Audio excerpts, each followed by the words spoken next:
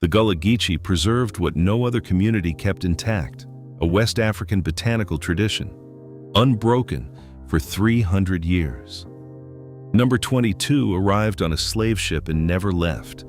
Number 8 treated the same condition as a drug patented in 2003. These are 25 forgotten sea island cures the Gullah Geechee kept alive for 300 years. Number 25. Okra as wound and digestive medicine. Abomascus esculentus. Okra, the pod vegetable that defines low-country cooking, was understood by Gullah Geechee healers as medicine before it was food, carried from West Africa where it had been used medicinally for centuries before any plantation existed. The mucilaginous gel coats and soothes inflamed gastrointestinal tissue through the same demulcent mechanism as slippery elm. Number 24. Spanish needle for wounds and fever. Biden's pilosa. Spanish needle, the weedy plant with the barbed seeds that attach to clothing, was one of the most widely documented healing plants in the Gullah Geechee tradition and one of the least known outside it. The entire aerial plant was used, leaves and stems as a poultice for wounds, the tea for fever and respiratory complaints. Research has confirmed polyacetylenes and flavonoids in Biden's pilosa with significant antimicrobial, anti-inflammatory, and antipyretic activity across African, Asian, and American traditions independently. Number 23. Fever grass for fever and infection. Cymbopogon citratus, lemongrass and fever grass, arrived in the sea islands through the same West African botanical tradition that produced most of the Gullah pharmacopoeia. The leaves, simmered into a strong tea, were the standard Gullah treatment for fever, the diaphoretic effect promoting the sweating that broke the fever by morning. The antimicrobial compounds in lemongrass essential oil, primarily citral and geraniol, have confirmed activity against multiple bacterial and fungal pathogens. Research published in the journal Microbial Pathogenesis in 2011 confirmed significant antibacterial activity against the pathogens most responsible for the respiratory and gastrointestinal infections that sea island communities managed without consistent access to physicians. Number 22. Xylopia, grains of Guinea, the medicine that arrived on the slave ship. Xylopia ethiopica, Ethiopian pepper, Negro pepper, grains of Guinea, was among the most important West African medicinal spices used across the continent for respiratory illness, digestive complaints, and women's health. It arrived in the South Carolina Lowcountry with the enslaved Africans who were brought specifically for their knowledge of rice cultivation, and it was maintained in Gullah communities for 300 years as both seasoning and medicine. Number 21. African basil for respiratory and fever. Ocimum gratissimum. African basil, clove basil, was introduced to the sea islands through the West African botanical tradition and maintained as a kitchen garden plant in Gullah communities where it served both culinary and medicinal purposes simultaneously. The thymol and eugenol content, the same antimicrobial compounds in thyme and cloves, delivered genuine antimicrobial activity when the leaves were brewed as a tea for respiratory infection and fever. Number 20. Palmetto berry for men's health. Sabal palmetto, cabbage palm, the official tree of South Carolina, provided the sea island communities with a medicine that the Gullah tradition had maintained from indigenous southeastern practice.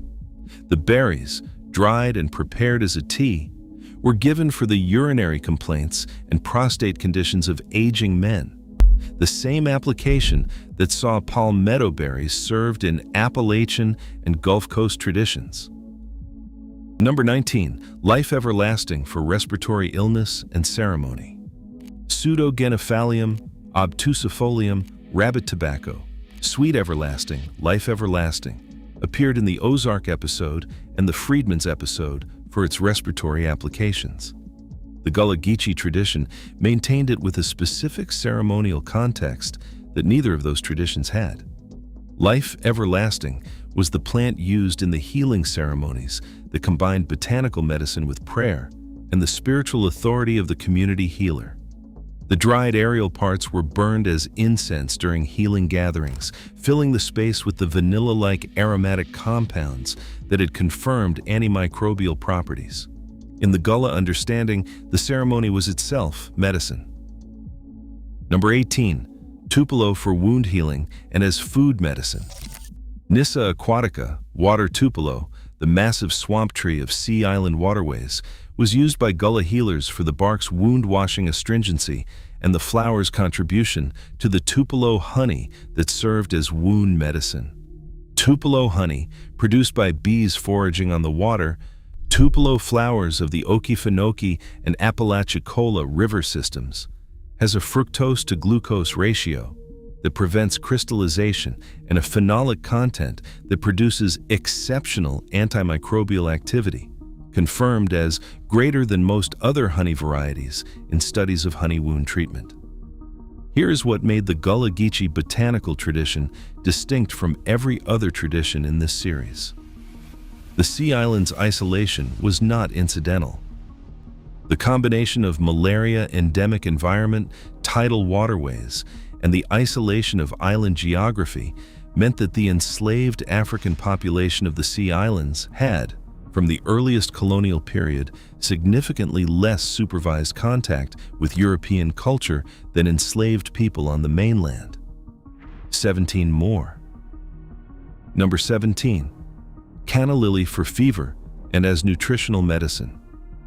Canna indica, Indian shot, canna lily, the large-leaf tropical plant with bright flowers that grew throughout the sea islands, was used by Gullah healers for fever management and as a nutritional starch source. The rhizome, cooked and eaten, provided dense calories when other food sources were unavailable. The leaf, applied as a cooling compress to fevered skin, provided mild relief through the physical mechanism of the large, cool leaf surface, drawing heat from the body. Research on canna species has confirmed anti-inflammatory compounds in the rhizome. Number 16. Spanish moss for wound dressing. Tillandsia usnioides, Spanish moss, the draping gray-green plant of every low-country live oak, served as wound dressing material in Gullah communities, distinct from the fever and antimicrobial applications covered in the Traiteur episode.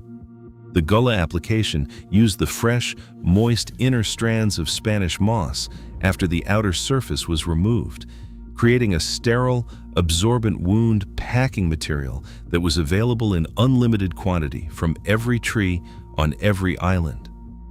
The inner strands of Spanish moss, when the outer layer of lichen is removed, are relatively clean cellulose fiber that provides absorbency without the particulate contamination of the outer layer. Number 15. Resurrection fern for respiratory illness.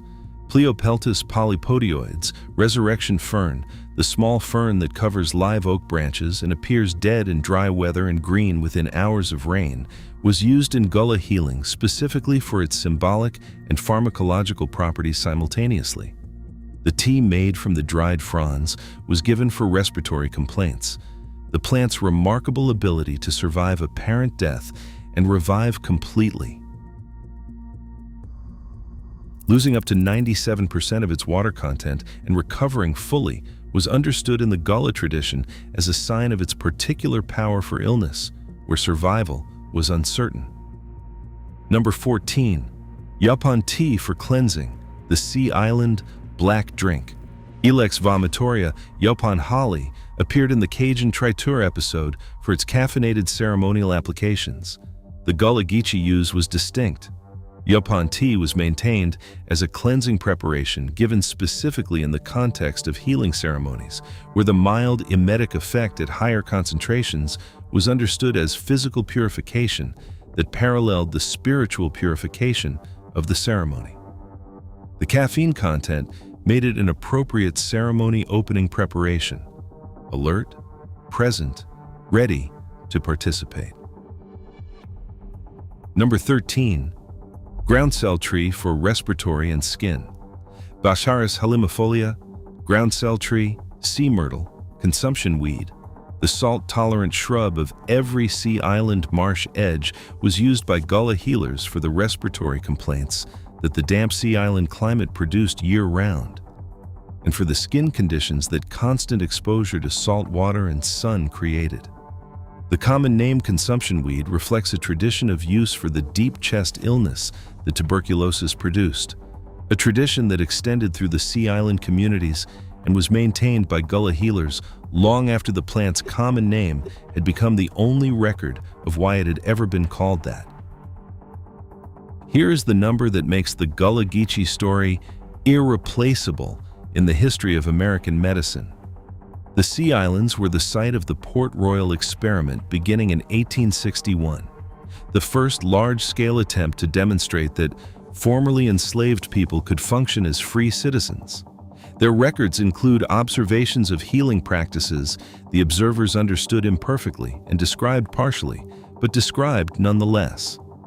Researchers who have worked to decode those observations have confirmed, plant by plant, that the healers observed as practitioners of superstition were practitioners of pharmacology. 12 more. Number 12.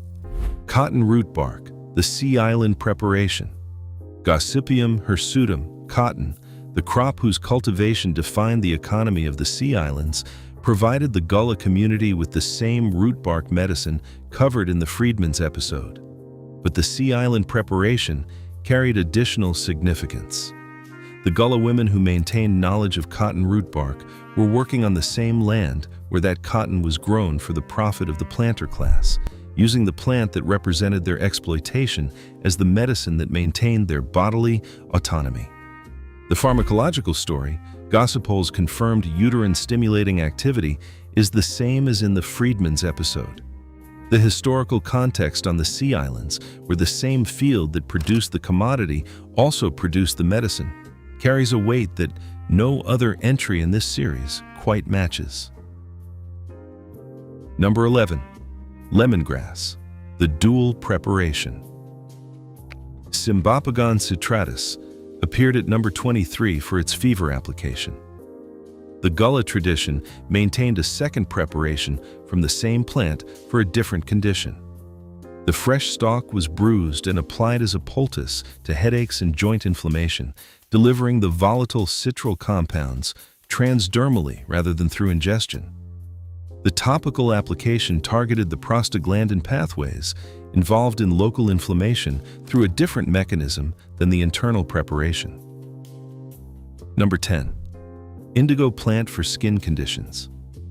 Indigofera tinctoria, the indigo plant whose cultivation and processing defined the Sea Island economy alongside rice and cotton, was used medicinally by Gullah healers for the skin conditions that Sea Island life produced: the fungal infections of perpetually damp skin, the infected insect bites of a mosquito-endemic environment, the contact dermatitis of working with chemical-laden soil and water. Number 9. Bald cypress bark for rheumatism and wounds. Taxodium disticum, bald cypress, the great swamp tree of Sea Island waterways, whose knees rose from the black water in every tidal creek, was used by Gullah healers for the joint inflammation and wounds that the physical demands of Sea Island labor produced. The bark, simmered into a tea, was given for the rheumatic pain that exposure to water, salt, and heavy labor created over a lifetime. Applied as a wash, the tannin content of cypress bark provided the same wound-cleansing astringency as oak bark and persimmon. Number 8. African basil oil, the 2003 patent. The eugenol in Ocimum gratissimum, African basil, has been the subject of pharmaceutical research since the 1990s. In 2003, a patent was filed for a eugenol-based preparation for the treatment of sickle cell disease, specifically for the reduction of the pain crises that characterize the condition. Sickle cell disease affects the African-descended population of the Sea Islands at elevated rates. The Gullah Geechee healers who maintained African basil as medicine for the pain and fever of their communities were administering the compound that pharmaceutical researchers would later identify as a treatment for the condition that those same communities carried at elevated rates. The healers were treating the right condition with the right compound for at least a century before any researcher knew why it worked. Number 7. Sea purslane for nutrition and wound healing. Sesuvium portulicastrum, sea purslane, the succulent salt-tolerant plant of every sea island, tidal flat, and beach margin, was the nutritional medicine of Gullah communities in the lean seasons when other food sources were depleted.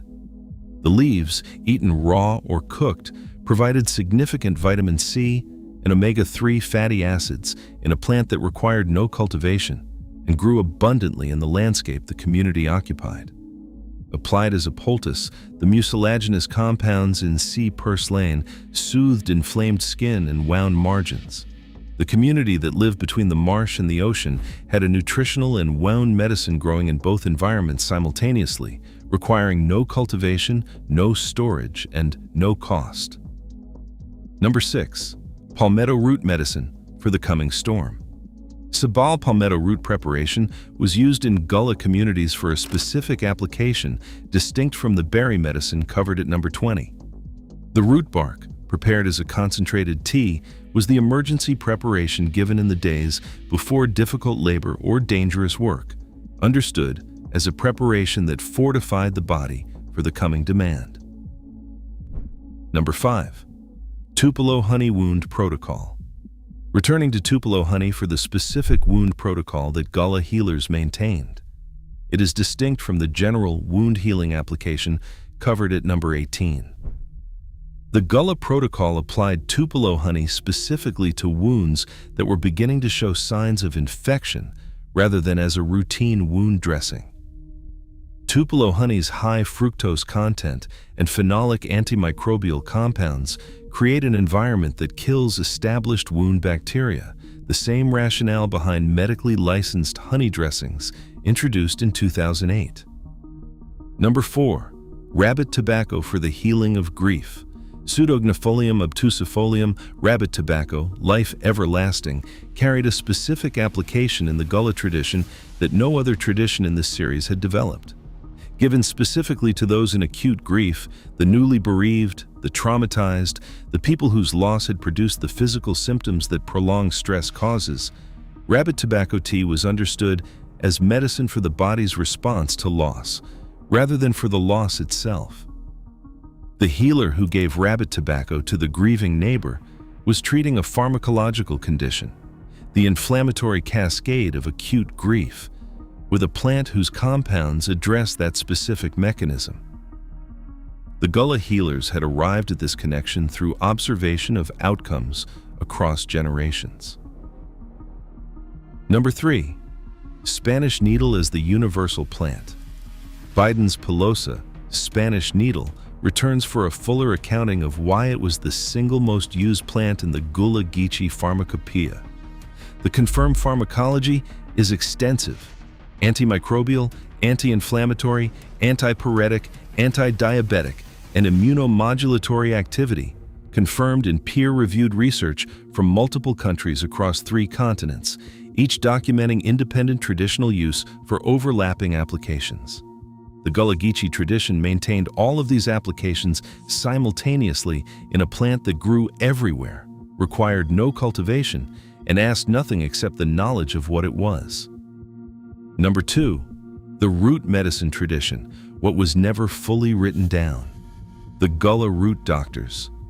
The healers who combined botanical medicine with the spiritual authority of their African-derived tradition, maintained preparations that the Port Royal observers documented as existing but could not fully describe because they were not permitted to observe them. The root medicine, practiced in the context of ring shout ceremonies, the preparations made before important community events, the medicines given in the context of healing that combined plant pharmacology with community gathering and prayer.